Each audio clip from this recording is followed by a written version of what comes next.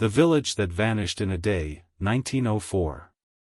This record was found where history attempted to forget itself, buried in the private archives of an American investigator who ventured where others dared not tread. I speak to you now of Aberystwyth, a Welsh mining village that breathed its last on November 17, 1904. The official maps show nothing but wilderness. The census records claim it never existed. Yet I hold in my hands the fragments of its impossible vanishing. If you remain with me until the end, perhaps you will understand why this file should never have been revealed. Should you find your courage faltering as we proceed, I implore you to steady yourself with a mark of recognition, press the spectral symbol below, share this forbidden knowledge with those strong enough to bear it, and leave your testament in written form. Only through collective witness can we ensure this darkness remains documented. Act I, The Context. Wales, 1904. A land of coal dust and chapel bells. The Industrial Revolution had carved its permanent scars into the valleys, transforming ancient landscapes into monuments of progress. Among these was Aberystwyth, a mining settlement of 47 homes nestled in the shadow of Mynydd Mar, the Great Mountain.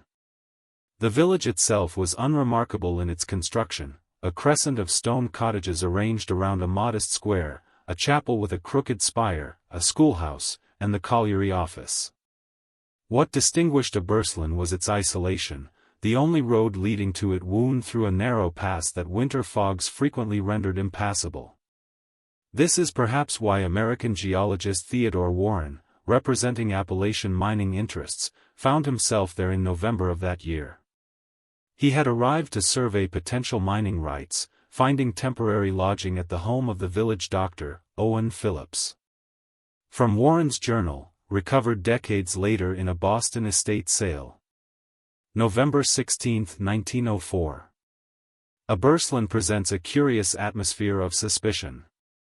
The locals speak Welsh among themselves but switch to English in my presence with remarkable fluency. Dr. Phillips explains they are simply in use to outsiders. The coal seam appears promising, though the miners speak of hollow places deep in the mountain where their picks strike empty air instead of stone. Tomorrow I will examine the geological formations myself. That entry concluded with an observation of peculiar atmospheric conditions that evening.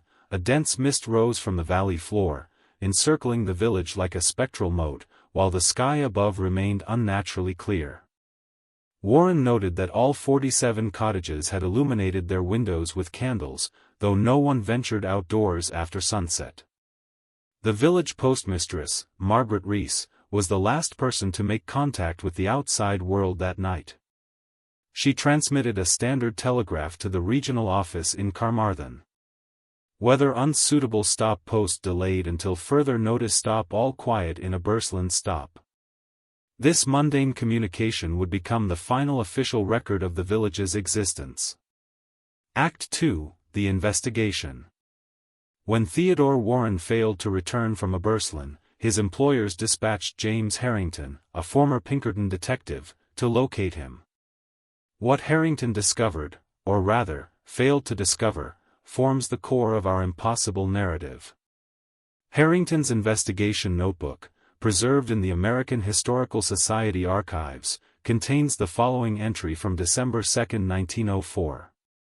Reached the valley where Aberystwyth should be located according to company maps. Found no road access as indicated. Local guide insisted we were in the right location but appeared increasingly confused. Upon reaching the valley floor, discovered no evidence of human habitation, no buildings, no mine entrance, no foundations. The area appears to have been untouched for centuries. Guide became agitated, claiming to have delivered mail to Aberystwyth just 3 weeks prior. The official investigation by Welsh authorities was perfunctory. Records from the regional mining office in Cardiff stated simply that no mining license had ever been granted for a village called Aberystwyth, and that Warren likely met with foul play elsewhere, or perhaps had absconded with company funds. The mystery might have remained buried if not for Harrington's peculiar discovery on his third day of searching the empty valley. In a clearing where the village square should have stood, he found a single object, a child's doll, hand-sewn from wool, with a carefully embroidered face. The doll was perfectly preserved, showing no signs of weathering despite recent rainfall. Harrington wrote, "The doll sits before me as I write this. I am not a superstitious man, but I cannot account for its pristine condition, nor for the fact that when placed on my table, it rotates slightly toward the west, as if drawn by some invisible force. More disturbing still is the fact that my guide, upon seeing it, began weeping uncontrollably, claiming it belonged to his niece, a resident of the non-existent Aberslin." Harrington expanded his investigation, traveling to Cardiff and London to examine official records. What he found, or rather, what he didn't find, defied rational explanation. Every mention of Aberslin had been systematically removed from the National Census, church parish records, mining authority documents, railway shipping manifests, ordnance survey maps, school registration books. It was as if someone had meticulously excised the village from history itself. Yet Harrington collected 12 separate testimonies from residents of neighboring villages who insisted they had relatives in Aberslin, relatives who now existed nowhere in official records. Most compelling was the testimony of Thomas Morgan, a coal merchant from Carmarthen. "I delivered 3 wagon loads of timber supports to Aberslin mine on November 15. I have the receipt signed by the foreman, David Jenkins. Now they tell me there is no mine, no village, no David Jenkins. But here is his signature on my paper. Here is the money he paid me. Am I to believe I imagined an entire transaction?"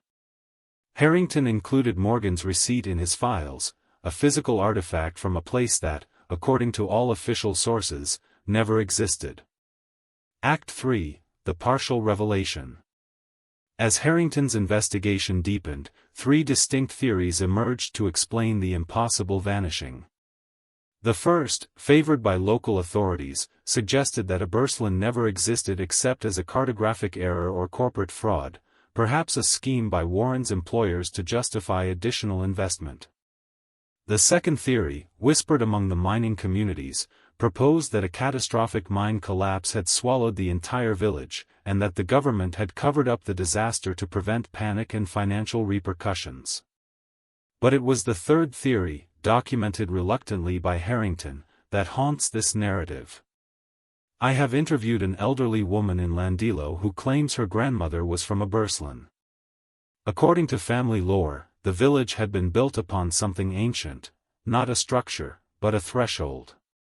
The locals called it Drwsymnydd, the mountain door. The mine, she claims, broke through to whatever lay beyond this door on the night of November 16, 1904. When I pressed for details, she would say only, "Time runs differently beyond the door." Perhaps for them, the moment of crossing still continues. Perhaps for them, it has not yet begun. The most disturbing evidence came from an unexpected source. In January 1905, Harrington received an envelope with no return address, containing a photographic plate. The image, badly degraded around the edges, showed what appeared to be the Aberslin village square, completely devoid of people. In the center stood a clock tower that, according to Harrington's notes, had not been mentioned in any previous description of the village. The clock face showed 3:27. On the back of the photograph, written in what experts later confirmed was Theodore Warren's handwriting, were the words, "It is opened. We are observed from within. Time is wrong here." The photographic plate displayed several anomalies that defied explanation by experts at the time. 1. The chemical composition of the emulsion contained trace elements not used in any known photographic process. 2. Under magnification, the empty windows of the cottages appeared to contain faint human figures, all facing away from the camera. 3. The image of the clock tower seemed to shift position slightly when the photograph was not being directly observed. When the photograph was exhibited briefly at the Royal Photographic Society in 1906, 3 visitors reported experiencing temporal disorientation, with one elderly gentleman insisting he had lost several hours while gazing at it. The photograph was subsequently removed from display and vanished from the Society's archives. Act 4, The Echo. What remains of Abersland today? Nothing but absences and contradictions. The valley where it supposedly stood remains strangely undeveloped, a patch of wilderness that local hikers instinctively avoid. Geological surveys conducted in 1967 found no evidence of coal seams in the area, nor any indication that mining had ever occurred there. The families who claimed connections to Abersland gradually stopped speaking of it. By the 1920s, it had faded from local memory, preserved only in Harrington's meticulous files, which he donated to the American Historical Society shortly before his death in 1931. His final note on the case reads simply, "I no longer believe Abersland vanished on November 17, 1904. I believe it is still in the process of vanishing, caught in a moment of transition that we perceive as instant but which, for them, may be eternal." In 1978, a Welsh folklore researcher named Bronwyn Davies attempted to locate the site of Abersland using Harrington's notes. She reported finding an unusual circular clearing where grass refused to grow. At the center of this clearing was a single standing stone not documented in any archaeological survey. Davies wrote, "The stone bears no markings visible to the naked eye, but photographs developed later revealed what appears to be a clock face etched into its surface. The hands point to 3:27. Most disturbing is the fact that I have no memory of taking these photographs, though they were clearly captured with my camera." Davies abandoned her research shortly afterward, citing personal reasons. Her photographic negatives were donated to Cardiff University's folklore department but were reported missing in 1982. Perhaps the most unsettling echo came in 2001, when a hiker reported hearing what sounded like a distant chapel bell while passing through the valley during dense fog. The sound was described as muffled, as if coming from behind a thick wall, and was accompanied by what the hiker believed were faint voices speaking Welsh. An audio recording made by the hiker captured only static, except for a 3-second segment where digital analysis revealed what linguists identified as an archaic Welsh mining prayer, traditionally spoken before entering potentially dangerous shafts. The land where Abersland may have stood remains empty, a void in both space and record. The mountain watches over its absence, perhaps guarding the secret of where 47 households, a chapel, a school, and a mine vanished in a single November night. Or perhaps they haven't vanished yet. Perhaps, somewhere beyond our perception of time, the village of Abersland is still in the act of disappearing, a moment of transition stretched to eternity. Closing/final CTA. The pages of Harrington's investigation grow brittle in the archives. The photograph of the empty village square with its impossible clock tower remains lost. Theodore Warren's final message continues to resist interpretation.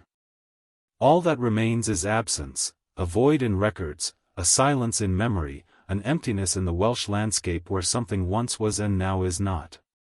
If you wish to continue hearing stories that time has attempted to bury, remain with us. Like Harrington's papers, these historical voids await proper witnesses, souls brave enough to look into the absences where history fails to connect. Perhaps the next file is already searching for you, drawn to those who dare to question the solid foundations of our reality. Subscribe to our spectral archives and illuminate the notification bell to be summoned when the next forbidden record emerges from the darkness of forgotten time. Remember, in the spaces between documented history, something watches. Something waits. Something remembers what we have collectively agreed to forget. And in the valley where Abersland once stood, or perhaps still stands, caught in its endless moment of transition, the clock remains forever fixed at 3:27, marking a time that never properly passed.